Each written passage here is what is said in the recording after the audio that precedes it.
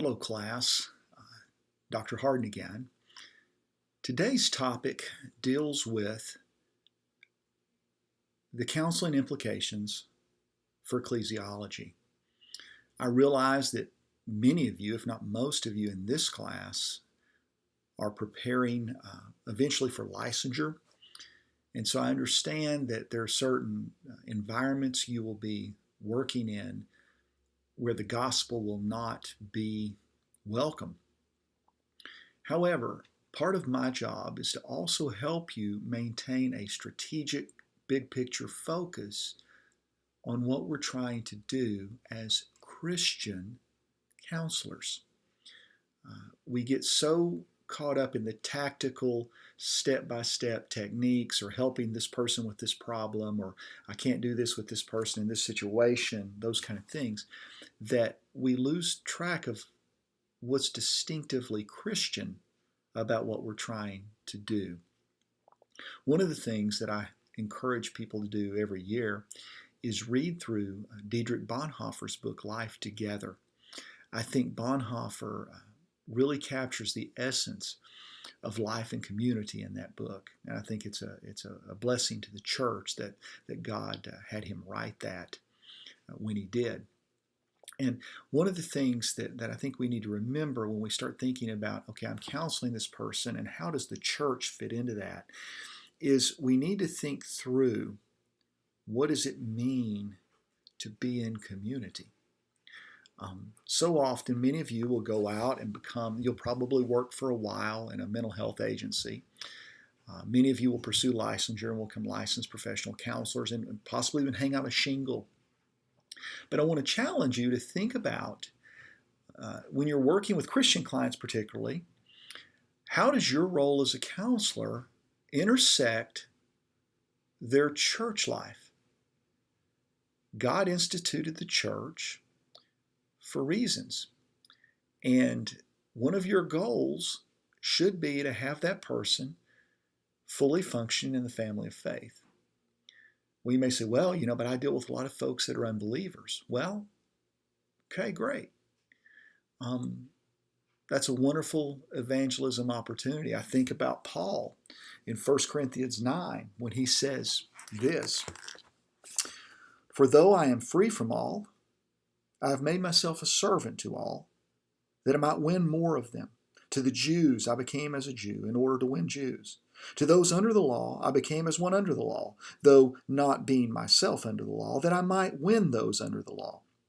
To those outside the law I became as one outside the law, not being outside the law of God, but under the law of Christ, that I might win those outside the law. To the weak I became weak, that I might win the weak. I have become all things to all people, that by all means I might save some. I do it all for the sake of the gospel, that I may share with them in its blessings." I want to challenge you, counselor, to remember Paul's words here in his admonitions. We're trying to cultivate Christ-likeness in people.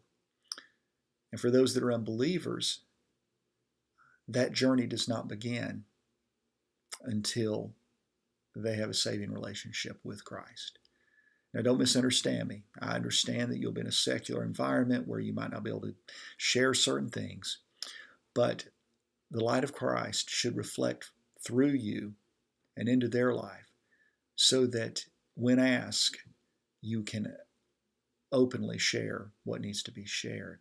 Because if you truly believe in your model of health from a Christian perspective, that model looks like Jesus.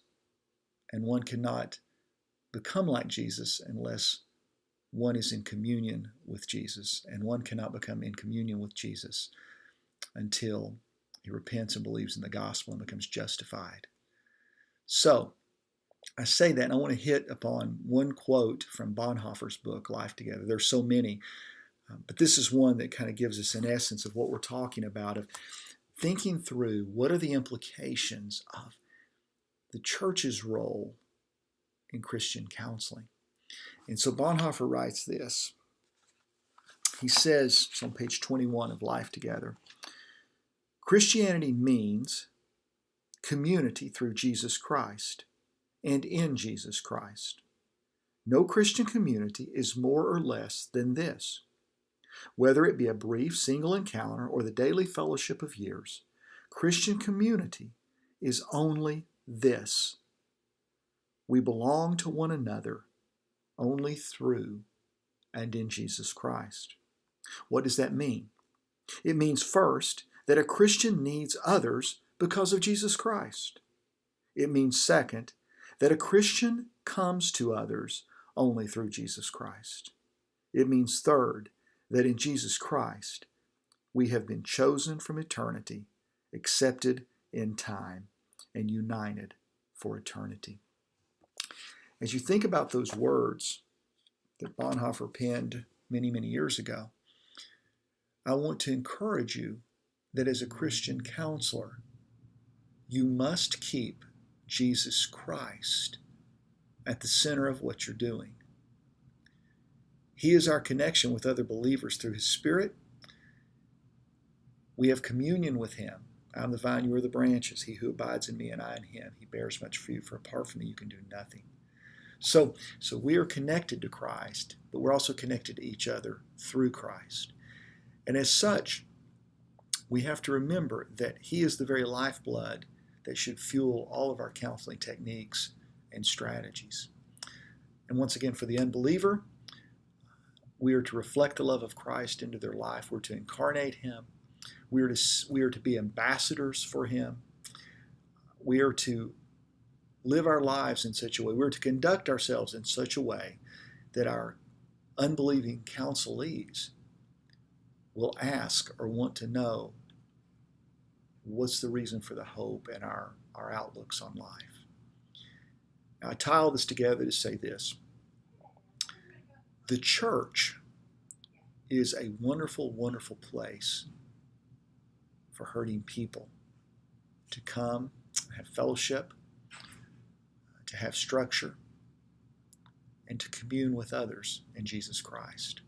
And so I would encourage you that some of the healing that needs to occur in your counseling cases can be done through the ministries of your local church. God bless, and I look forward to seeing you next time.